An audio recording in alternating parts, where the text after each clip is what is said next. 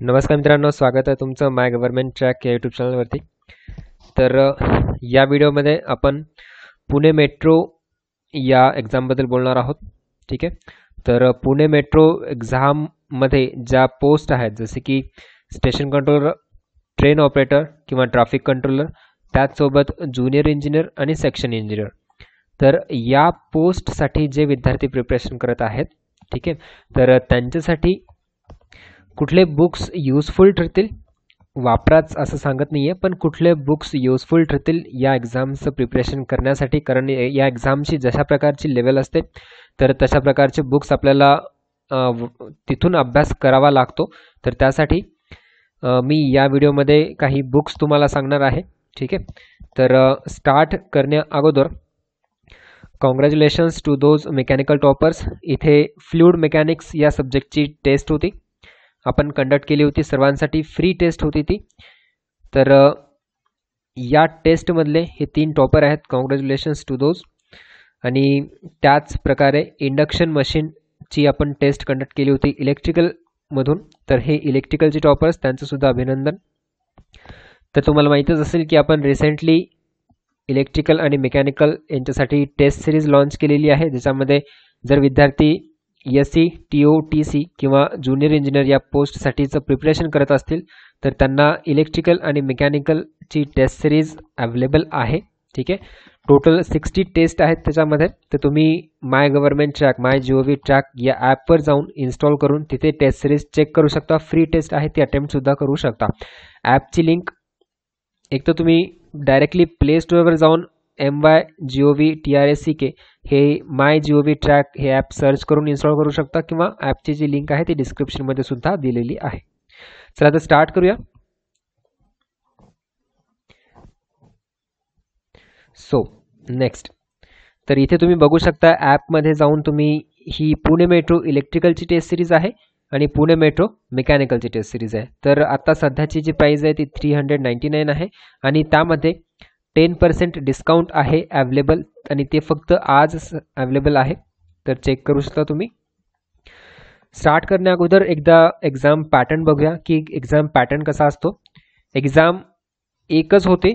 ठीक आहे. तर त्याच्यामध्ये 3 पार्ट असतात. पहिला सेक्शन म्हणजे मराठी, दुसरं आहे ते जनरल अवेअरनेस, लॉजिकल ॲबिलिटी आणि क्वांटिटेटिव्ह ॲप्टिट्यूड, आणि जे तिसरं सेक्शन आहे ते तुमचं डिसिप्लिन. जर तुम्ही मेकॅनिकल ब्रांचेसचे असाल तर मेकॅनिकलवरती 100 क्वेश्चन्स विचारले जातील. इलेक्ट्रिकल ब्रांचचे असाल तर इलेक्ट्रिकलवरती 100 क्वेश्चन्स असतील. जर इलेक्ट्रॉनिक्स असतील तर इलेक्ट्रॉनिक्स ब्रांचचे 100 क्वेश्चन्स असतील. ठीक आहे. बरेच विद्यार्थी असं विचारत होते की मिक्स्ड पेपर राहणार का, म्हणजे मेकॅनिकलच्या विद्यार्थ्यांना इलेक्ट्रिकल इलेक्ट्रॉनिक्सचा पण अभ्यास करावा लागणार का. तर असं नाही आहे. जे तुमचं डिसिप्लिन आहे त्या डिसिप्लिनवरती हे क्वेश्चन्स असतील. मराठीचे 15 क्वेश्चन्स असतील 15 मार्क्ससाठी, आणि मराठीमध्ये 40% मार्क्स घेणं कंपल्सरी आहे. तरच तुमचे जे दुसरे सेक्शन्स आहेत म्हणजे सेकंड आणि थर्ड सेक्शन कन्सिडर केला जाईल. General awareness, logical ability, quantitative ॲप्टिट्यूडमधून टोटल मिळून 35 क्वेश्चन्स असतील, 35 मार्क्स. ओके.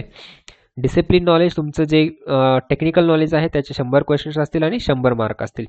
प्रत्येक क्वेश्चनला 1 मार्क आहे. 2 तासाचा पेपर आहे आणि 1/3 निगेटिव्ह आहे.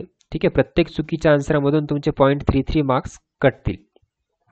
तर हा झाला एक्झाम पॅटर्न. आता बघूया बुक्सबद्दल. तर मराठी, सगळ्यात पहिलं मला हे सांगायचं आहे की मराठीचा पेपर जो असतो त्याच्यामध्ये तुम्हाला 40% मार्क घ्यायचे आहेत, हे खरं आहे. पण मराठीचा जो पेपर असतो तो मोस्टली इझी असतो. ठीक आहे. तर एवढं काही टेन्शन घेण्यासारखी गोष्ट नाही आहे मराठीच्या पेपरमध्ये. पेपर इझी असतो. तुम्हाला पॅसेज असतील, ठीक आहे, पॅसेजवरती क्वेश्चन्स असतील किंवा बाकीचे इतर क्वेश्चन्स असतील, पण एवढा पण टफ पेपर नसतो. पण जरी तुम्हाला वाटत असेल की करावा अभ्यास तर तुम्ही हे बुक वापरू शकता. ठीक आहे. वापराच असं नाही आहे, पण तुम्ही यूज करू शकता. परिपूर्ण मराठी व्याकरण तर एक चांगलं आहे. बऱ्याच काही गोष्टी, बरंच मराठीचं व्याकरण या बुकमध्ये दिलेलं आहे. आणि एनिवे तुम्हाला MSCBच्या जर इलेक्ट्रिकलचे ब्रांच असतील तर तुम्हाला MSCBच्या ज्या काही एक्झाम्स असतात त्यामध्ये मराठी कंपल्सरी असतं. तर तिथे सुद्धा हे तुम्हाला मराठी इथे कामाला येईल. ठीक आहे. नेक्स्ट बघूया आता रिझनिंग. तर रिझनिंगमध्ये सर्वात आधी तर आपण सिलेबस एक गो थ्रू करूया की काय काय मेन टॉपिक्स आहेत आणि काय काय क्वेश्चन्स या टॉपिक्समधून विचारले जातील. तर रिझनिंगच्या सिलेबसमध्ये सर्वात पहिलं कोडिंग डिकोडिंगमधील क्वेश्चन असतील. सिटिंग अरेंजमेंट, आता सिटिंग अरेंजमेंट म्हणतोय तर मग सर्क्युलर असेल, लाईन असेल, ठीक आहे. तर अशा प्रकारचे सिटिंग अरेंजमेंट सुद्धा असतील. अल्फा न्यूमरिक सिरीज असेल, त्याच्यानंतर ब्लड रिलेशनवरती क्वेश्चन्स असतील, डायसेस, क्यूब्स, ठीक आहे. डायरेक्शनवरती क्वेश्चन्स असतील.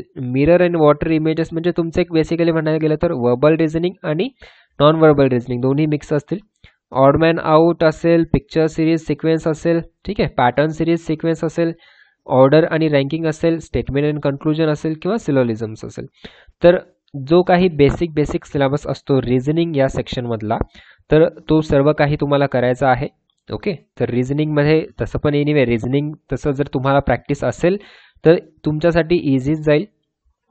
आणि बुक्स सांगायचे म्हटलं तर रिझनिंगसाठी मला नाही वाटत की RS अग्रवाल प्रॅक्टिससाठी, ठीक आहे, प्रॅक्टिससाठी RS अग्रवालपेक्षा चांगलं बुक तुम्हाला कुठे दुसरीकडे मिळेल रिझनिंगसाठी सुद्धा आणि क्वांटिटेटिव्ह ॲप्टिट्यूडसाठी सुद्धा.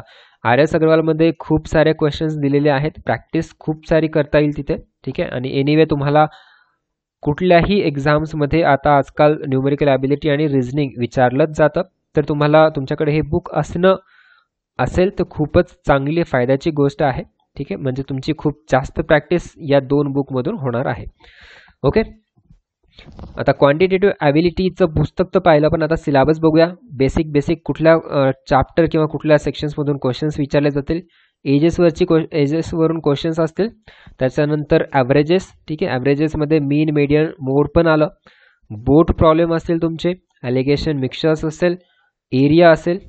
त्याच्यानंतर डेटा इंटरप्रिटेशन असतील, नंबर सिरीज आहे, HCF LCM आहे, रेशो आणि प्रोपोर्शनवरती पण क्वेश्चन्स असतील, पार्टनरशिप, पर्सेंटेज, ठीक आहे. म्हणजे हे असं नाही सांगत की प्रत्येक चॅप्टरमधून एक क्वेश्चन कंपल्सरी येईलच, ठीक आहे. पण हे सर्व चॅप्टर्स आहेत ज्याच्यामधून क्वेश्चन्स येऊ शकतात. असं नाही होणार की प्रत्येक चॅप्टरमधून मिनिमम एक क्वेश्चन्स तर येईलच, ठीक आहे. आणि असं मी सुद्धा नाही सांगत आहे, ऑब्व्हियसली येणार नाही, कारण टोटलच क्वेश्चन्स 35 आहेत. 35 क्वेश्चन्समध्ये तुम्हाला रिझनिंग, क्वांटिटेटिव्ह ॲबिलिटी आणि जनरल अवेअरनेस विचारणार आहे. त्याच्यामुळे पण हे सारे जे आहेत ते सब्जेक्ट म्हणजे चॅप्टर्सची नावं आहेत त्याच्यातून विचारलं जाऊ शकतं. PC म्हणजेच परम्युटेशन कॉम्बिनेशनमधून विचारलं जाऊ शकेल. Pipe and systems, probability, profit and loss, simple and compound interest आहेच, स्पीड, डिस्टन्स अँड टाईम आहे, वर्क आणि वेजेस आणि टाईम अँड वर्क. तर हे जो बेसिक सिलेबस असतो क्वांटिटेटिव्ह ॲबिलिटीचा तो आहे. ते तुम्हाला हे मेन चॅप्टर्स जे आहेत ते तर करायचेच आहेत. ओके. आता बघूया टेक्निकल वाईज. सर्वात आधी मेकॅनिकलचा बघूया. मेकॅनिकलमध्ये thermal engineering, power plant engineering, IC engine, RAC म्हणजेच refrigeration and air conditioning, fluid mechanics, hydraulic machines, production engineering mechanics, नंतर strength of material, theory of machines, machine design आणि इंडस्ट्रियल इंजिनिअरिंग. तर हे सब्जेक्ट्स तुम्हाला SC TO TC साठी, ठीक आहे, SC TO TC किंवा JEE या एक्झाममध्ये विचारले जातील. आणि स्पेसिफिकली जे सेक्शन इंजिनियरचा सिलेबस आहे तो त्यांनी वेबसाईटवरती मेन्शन केलेलाच आहे, ते तुम्ही जाऊन बघू शकता. पण या पोस्टसाठी त्यांनी जे MSBT आहे डिप्लोमासाठी, तर त्या बोर्डचं सिलेबस त्यांनी रेफर करण्यासाठी सांगितलेलं आहे. तर MSBTमध्ये एवढे सारे सब्जेक्ट्स असतातच. आणि एक लक्षात ठेवा, मेकॅनिकलची जी एक्झाम आहे म्हणजे जे काही SC TO TC आणि JEEची एक्झाम आहे ती डिप्लोमा लेवलची आहे. तर त्याच्यामुळे डिप्लोमा लेवलचाच तुम्हाला अभ्यास करायचा आहे. ओके. नेक्स्ट, आता मेकॅनिकलच्या विद्यार्थ्यांनी बुक्स कुठले यूज करायचे. तर जर तुम्ही SC TO TC आणि JEE या एक्झामसाठी जर प्रिपरेशन करत असाल तर मला वाटतं हे जे बुक आहे RS खुर्मी, JK गुप्ता, यश चांद पब्लिकेशनचं, ठीक आहे. तर SC TO आणि TC आणि त्यासोबत जर JEEचं प्रिपरेशन करत असाल तर तुम्ही हे बुक रेफर करू शकता. याच्यामध्ये तुम्हाला थेअरी पण दिलेली आहे आणि न्यूमेरिकल्स पण खूप सारे आहेत. 5000+ न्यूमेरिकल्स तुम्हाला या पुस्तकातून मिळतील. आणि जेवढे काही सब्जेक्ट्स आपण सांगितलेले आहेत या आधीच्या स्लाइड्समध्ये, तर तेवढे सब्जेक्ट्स तुम्हाला कव्हर इथे करता येतील. ओके. आणि जर तुम्ही सेक्शन इंजिनियर या एक्झामसाठी प्रिपरेशन करत असाल, ठीक आहे, सेक्शन इंजिनियर या एक्झामसाठी प्रिपरेशन करत असाल तर तुम्ही थोडंसं हाय लेवलचं बुक म्हणजेच जे मेडिजीचं असो किंवा AS अकॅडमीचा असो, जे की IAS गेट आणि वेगवेगळ्या PSUजमध्ये जे क्वेश्चन्स आलेले आहेत तर ते पुस्तक तुम्ही घेऊ शकता, ठीक आहे. तर हे पण बुक चांगलं आहे. आय थिंक याचे 2 व्हॉल्यूम्स आहेत, तर दोन्ही व्हॉल्यूम्समध्ये सर्व सब्जेक्ट्स तुमचे कव्हर होतीलच. आणि थेअरीसाठी म्हणायचं गेलं तर मेड इझीचं जे हँडबुक आहे थेअरीसाठी ते पण बेटर आहे. मला वाटतं हे तर विकत घेण्याची गरजसुद्धा नाही आहे. याचं PDF मार्केटमध्ये अवेलेबल आहे. गुगलवरती टाकलं तर तुम्हाला मेड इझी हँडबुकची PDF मिळून जाईल. आय गेस याचीसुद्धा RS कुर्मी आणि JK गुप्ताचीसुद्धा तुम्हाला PDF मिळून जाईल. ठीक आहे, तर हे बुक्स आहेत मेकॅनिकलच्या विद्यार्थ्यांसाठी, ते रेफर करू शकतात. त्याच्यानंतर इलेक्ट्रिकलचा सिलेबस जर बघायचा म्हटलं तर बघू शकता तुम्ही इलेक्ट्रिकल सर्किट्स, त्यानंतर कंट्रोल सिस्टम, इलेक्ट्रिकल आणि electronics measurements, electromagnetic fields, power system, analog electronics, digital electronics, signals and systems, electrical machines, power electronics. तर हे आहेत मेन सब्जेक्ट्स इलेक्ट्रिकलचे. एनिवे SC, TO, TC आणि JEE या पोस्टसाठी तुम्हाला सेम जसं मी आधी सांगितलं MSBTचा सिलेबस तुम्हाला फॉलो करण्यासाठी सांगितलेला आहे. सेक्शन इंजिनियरसाठी जो वेगळा सिलेबस दिला आहे तो वेबसाईटवरती आहेच, तुम्ही बघू शकता. तर हे आहेत बेसिक आणि मेन सब्जेक्ट्स इलेक्ट्रिकल ब्रांचमधून. तर इलेक्ट्रिकल ब्रांचचे जे बुक्स म्हटलं तर सेम परत मी तुम्हाला सांगतोय की जर SC, TO, TC आणि JEEसाठी जर वापरायचं म्हटलं तर तुम्ही VK मेहता, रोहित मेहता यांचं बुक वापरू शकता. यशचांद पब्लिकेशनचं सेम 5000 प्लस न्यूमेरिकल्स आहे त्याच्यामध्ये. आणि त्याचसोबत JB गुप्ता पण आहे. JB गुप्ताचे जे व्हॉल्यूम्स आहेत ते सुद्धा इथे तुम्ही रेफर करू शकता. एनिवे लेटेस्ट एडिशन घेतलं तरी चालेल, जुनं घेतलं तरी सुद्धा चालेल. ठीक आहे, तर JB गुप्ताची सुद्धा PDF अवेलेबल आहे मार्केटमध्ये. गुगलवरती तुम्ही सर्च केला तर तुम्हाला मिळून जाईल. आणि जर तुम्ही सेक्शन इंजिनियरसाठी प्रिपरेशन करत असाल तर मग हे IAS गेट आणि जे प्रिव्हियस इयर एक्झामचं जे काही मेडिझेचं असो किंवा ACE अकॅडमीचं असो ते बुक तुमच्या प्रेफरन्सप्रमाणे तुम्ही घेऊ शकता. ठीक आहे, तर हे झाले बुक्स इलेक्ट्रिकल ब्रांचेससाठी. जास्त एक्झाम पण टफ राहणार नाही आहे, कारण डिप्लोमा लेवलचे कॅन्डिडेट्स मिनिमम क्वालिफिकेशन तर तुम्हाला माहितीच आहे की डिप्लोमा लेवलचं आहे, तर त्यामुळे एक्झाम पेपरसुद्धा त्याच लेवलचे असतील. तर तुम्हाला याच बुक्स मेनली हे बुक्स रेफर करायचे आहेत. बेटर आहे की हेच रेफर करा, बाकीचे जास्त रेफर करण्याच्या अपेक्षा, कारण हे कंप्लीट झाल्यानंतरच तुम्ही बाकीचे कंप्लीट करण्यास घेऊ शकता. ओके, तर अजून काही याबद्दल क्वेरीज असतील तर तुम्ही कमेंट बॉक्समध्ये कमेंट करू शकता. आणि व्हिडिओ आवडला असेल तर लाईक नक्कीच करा. Thank you so much for watching this video. Thank you.